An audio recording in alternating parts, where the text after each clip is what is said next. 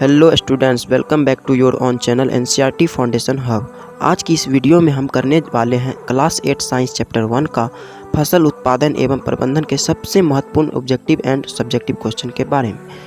ये सारे परीक्षा के लिए बहुत ज़्यादा इम्पोर्टेंट है और आपको तैयारी को बहुत मजबूत बना देंगे। तो वीडियो को पूरा ज़रूर देखिए और हर क्वेश्चन का आंसर खुद से देने की कोशिश कीजिए। चलिए शुरू करते हैं आज का शानदार सेशन। पहला, फसल उगाने की प्रक्रिया को क्या कहते हैं? तो दोस्तों, फसल उगाने की प्रक्रिया को कृषि कहते हैं। मिट्टी को पलटने की प्रक्रिया क्या कहलाती है? तो मिट्टी को पलटने की प्रक्रिया जुताई कहलाती है। अच्छी फसल के लिए किस प्रकार के बीज उपयोग किए जाते हैं?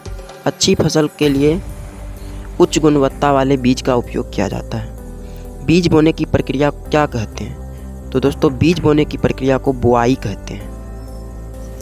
पौधों को पानी देने की प्रक्रिया को क्या कहते हैं? तो पौधों को पानी देने की प्रक्रिया को सिंचाई कहते हैं। खरपतवार हटाने की प्रक्रिया क्या कहलाती है?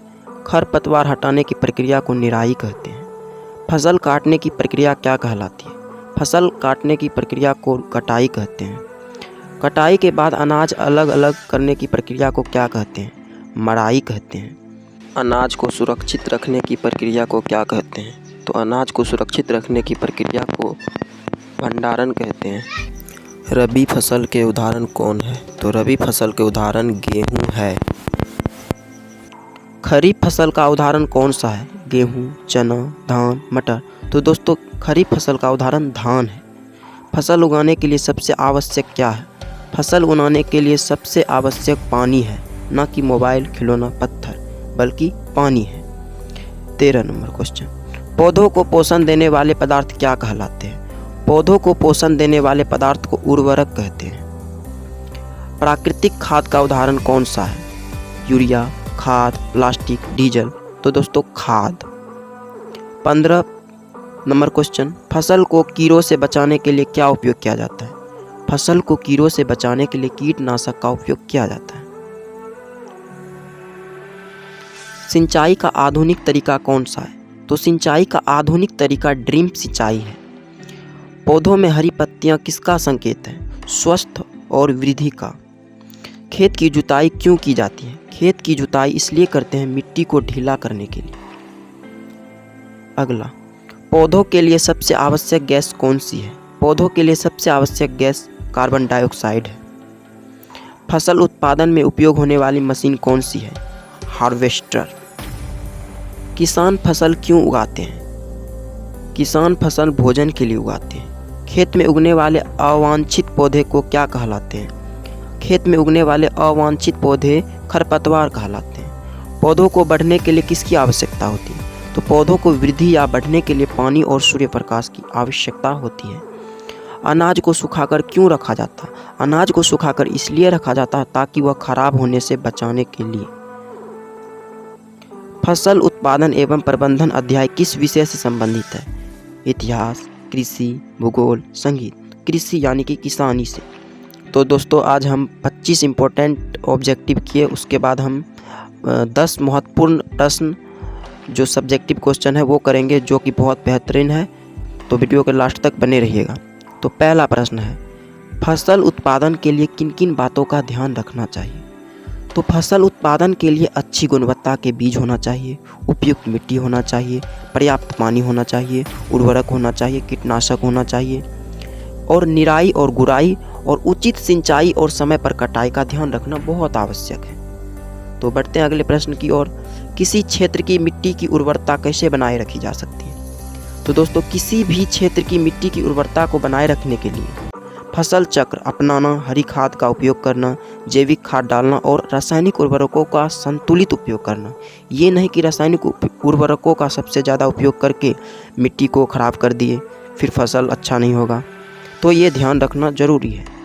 अगला, जुताई करने के लिए क्या क्या लाभ है? तो जुताई करने के लिए सबसे इम्पोर्टेंट तो मिट्टी भुरभुरी हो जाती है, वायु संचार बढ़ता है, यानी कि वायु ज़्यादा फैलता है, और यह कृषि में बहुत ही हेल्पफुल होता है, और जल का अवशोषण अच्छा होता है।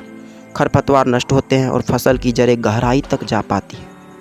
अगला प्रश्न, बीज का चुनाव करते समय किन बातों का ध्यान रखना चाहिए? तो दोस्तों बीज का चुनाव करते समय यह ध्यान रखना चाहिए कि बीज उच्च गुणवत्ता वाले हो, रोग मुक्त यानी कि उसमें कोई बीमारी ना हो, स्थानीय जलवायु के अनुकूल हो तथा अच्छे अंकुरन वाले हो, यानी कि बीज बोने के बाद तुरंत अंकुरित होने की मतलब जितना दिन लगता है उतना में अंकुरित जरूर हो। ये नहीं कि बीज बो दिए अब अंकुरित ना हो। अगला प्रश्न, सिंचाई के कौन कौन से तरीके हैं? कोई 2 लिखिए। तो सिंचाई के तरीके निम्नलिखित है। पारंपरिक तरीके जैसे नहर, कुआं, तालाब जो पहले से चले आ रहे हैं, और दूसरा आधुनिक तरीके जैसे ड्रिप सिंचाई, स्प्रिंकलर सिंचाई, ये सारे। अगला प्रश्न, खरपतवार फसलों के लिए हानिकारक क्यों है? तो दोस्तों खरपतवार फसलों के साथ जल, पोषक तत्व, स्थान और प्रकाश के लिए प्रतिस्पर्धा करते हैं, जिससे फसल की वृद्धि रुकती है और उत्पादन कम हो जाती है। फसल को कीड़े और रोग से बचाने के लिए क्या उपाय? फसल को कीड़े और रोगों से बचाने के लिए उन्नत बीज का उपयोग, फसल चक्र अपनाना, कीटनाशकों का छिड़काव और जैविक तरीकों का प्रयोग किया जाता है। अगला प्रश्न, मराई क्या है? यह क्यों की जाती है? मराई वह प्रक्रिया है जिसमें कटे हुए फसल के दानों को पौधों के अवशेषों से अलग किया जाता है। यह दाने प्राप्त करने के लिए की जाती है। अभी के समय में जैसे थ्रेशनिंग बोलते हैं, जबकि पुराने जगह से मराई बोलते थे। अगला, भंडारण करते समय किन किन बातों का ध्यान रखना चाहिए? तो दोस्तों भंडारण करते समय अनाज को अच्छी तरह सुखाकर रखना चाहिए, स्वच्छ सूखे स्थान पर रखना चाहिए तथा कीड़े और नमी से बचाना चाहिए। अगला प्रश्न, फसल उत्पादन में आधुनिक तकनीकों की क्या भूमिका है?